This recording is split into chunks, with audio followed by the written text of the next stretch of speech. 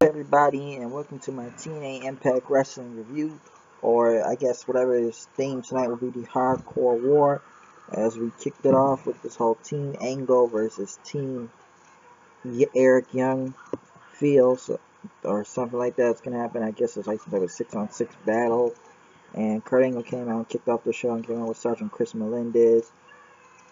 Pretty much talking about thinking last week as pretty much I would also say a return tonight for Mike TNA to be back on commentary. Mike TNA and Josh Matthews took over the announce table.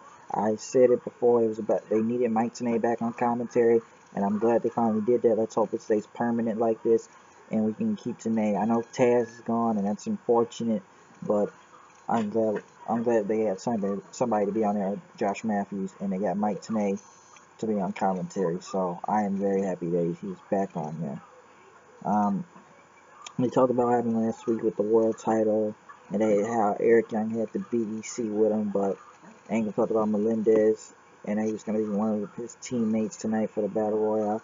He then called out the Rising that they are a breath of fresh air for professional wrestling in the Impact Zone, and the Rising would also pretty much be in the match, pretty much allowing matches to be fair and not letting the BBC take over everything.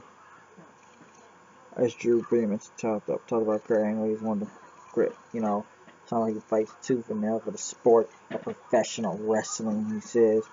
And this title is the symbol of the best, and that one day he'll go against one-on-one with Kurt Angle to prove who is the best in. Eric Young came out, everyone was saying, no, you're not getting a title shot. Pretty much after what happened last week, that he's still the number one contender, and pretty much how last week Bully Ray kind of screwed him over the title after him being a special guest referee, Bully Ray. Pretty much Eric Young talked about the BEC then, and Kurt Angle kept telling him to shut up, and Eric Young says, no, I'm not. He says, not going to quit, because the next match they're going to have is a not quit match, and tonight it's going to be a hardcore war, so it's not going to be a title match on the line, but Kurt and people said they were ready to fight, and pretty much after Eric Young kept talking, he talked about he has his team tonight as the BBC attacked from behind. They were all jumping the Rising, Kurt Angle and Chris Melendez, until Bobby Lashley made his return. He came out, speared the hell out of Eric Young, and beat everybody in the ring. Added him as a team member for the show tonight. Sorry, a little tired. All day trip packing, but pretty much since Bobby Lashley was back, he was going to be part of the Kurt Angle's team tonight. The Dollhouse came out with some type of music, very country-ish, dark, whatever it was. I feel like the other music better, but the Dollhouse came out as they were about to go against Brooke, Tessmacher, and Rebel, which I guess they're not into the menagerie, but they went against them. And pretty much the match was good, I'll say that. I don't get the country music, and after the Dollhouse won, Terrence Terrell talked about the Dollhouse are playing the games, and that tonight Gail Kim, we're gonna have a message to her, but it's gonna be on later. It's an alright match. I'll say that the Dollhouse is still crazy, but pretty much every match is alright. And I guess now Terrence Terrell's now stalking Gail Kim's family of Robert Irving and her stepdaughters. Since he's a chef and is on Food Network, I don't know what's gonna happen there. The BDC were in the back as Kenny King and others asked about what's going to happen. Pretty much low key, and so what's the status on Homicide? And pretty much currently Homicide is not coming tonight, so they're going to get back up. But Eric Young says, I'm going to get somebody crazy, the perfect crazy partner. He says, Kenny King says, well, we can trust Looney Tunes and stuff. And people went on to say, like, would you like to have the Tasmanian Devil on your side? EC3 talking about 3 came out talking about his campaign of still wanting to be the World Heavyweight Champion, and he beat Mr. Anderson last week. And he says One Nation under EC3, and that last week was a big pile steaming red, white, and bull crap, he says. And pretty much he talked about Anderson and pretty much it's a conspiracy going on. Why isn't he the number one contender? he's still undefeated, but he's not the #1 contender. And we talked about, yeah, he was going to the branches, Obama, everybody make the call. Anderson came out with a charity in. And pretty much just the EC3. Somebody wanted to take him on tonight, he says, but that wasn't going to happen. So he called them both chickens. I'm sorry, I'm tired, but he called them chickens and stuff. And he says, if I beat Tyrus tonight, you doing a match against you. And EC3 said no. And then pretty much my Secretary of Defense says we fight. As Anderson called him a bitch. Pretty much like 10 times, you're bitch, bitch, bitch, bitch, bitch, bitch, bitch. And then pretty much Tyrus says, I'll show you I'll show you who's bitch. I got you, bitch. And pretty much accepted the challenge. As Anderson then went against Tyrus.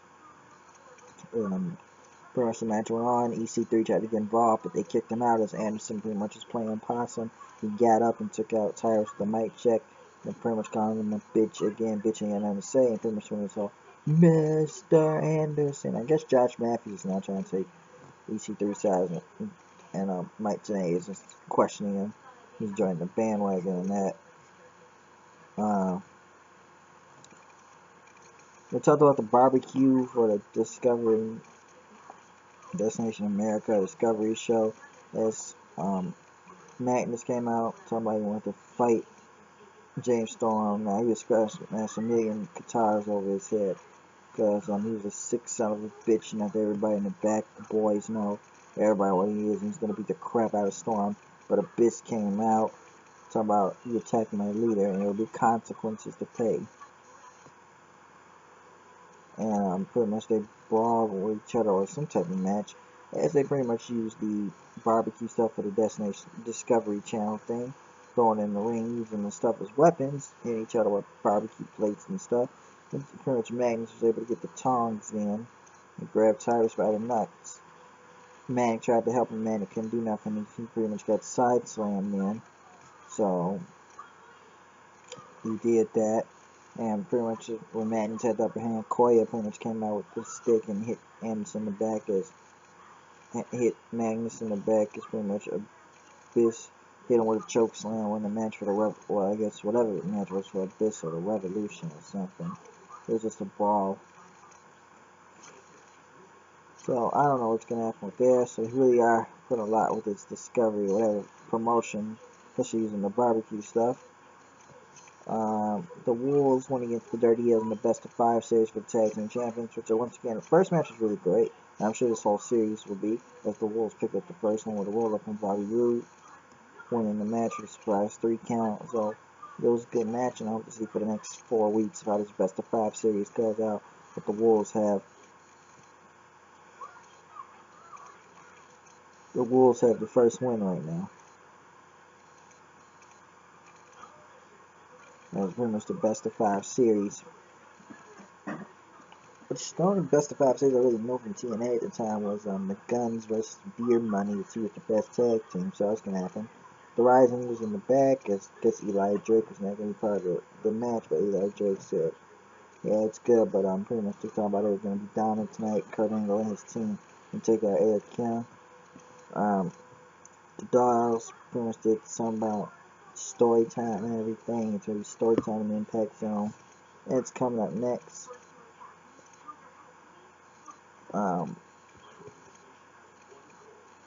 And talking about whatever she was doing, I guess some of it's Irving.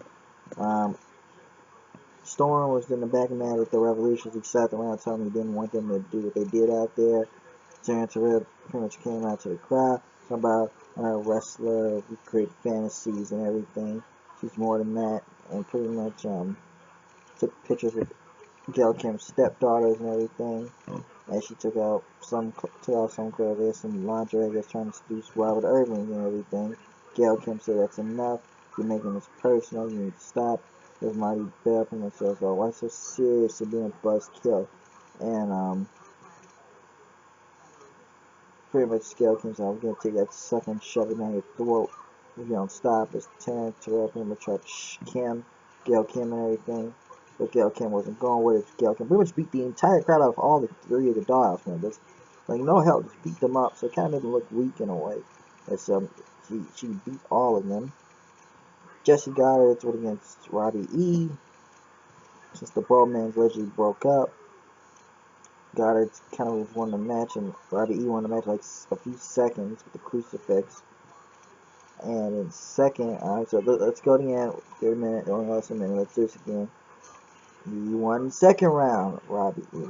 And then the third one came. Match only went off about a minute, but he still won as Goddard was pretty much pissed. Hit him with a microphone to the head and just threw him all over the place, and with the chair to his neck, slamming into him. So I guess it's Goddard versus Bowman or Robbie E thing is going to go somewhere. Anderson was in the back building some construction thing in that next suite. So he had a friend that's going to help him out or something. Eric Young and Emperor got their partner, whoever was going to beat tonight, as they got ready to do the gauntlet. And pretty much every man, the rules of this match that every man must come out. And then when all men come out, then could sword pinfall submission. Pretty much like Lethal Lockdown, but without the cage, the weapons.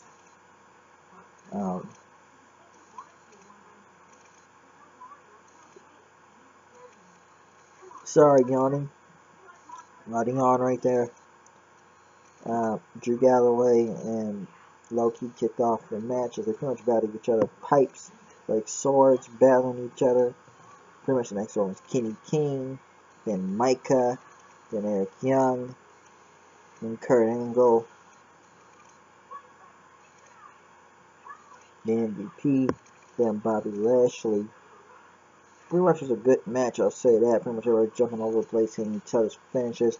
Drew Galloway doing a pretty much a senton from out of the ring. Pretty much a front flip. And pretty much getting took out after that. They pretty much had between Melendez and Eric Young, but Eric Young got the upper hand, took Melendez and pretty much beat him, hit him with that finisher move. So everything is just going all over the place for this match. Everything is just crazy. Eric Young hit the power drive on him, won the match, then took his leg and just walking around with it. And Eric Young says, "What are you doing?" And then he hit Eric Young with it. Eric Young hit Kurt Angle with it after he took out Jesse Goddard, and pretty much Josh Matthews ended up saying Eric Young is the lamented son of a bitch. So it was a good show, really good show for TNA this week.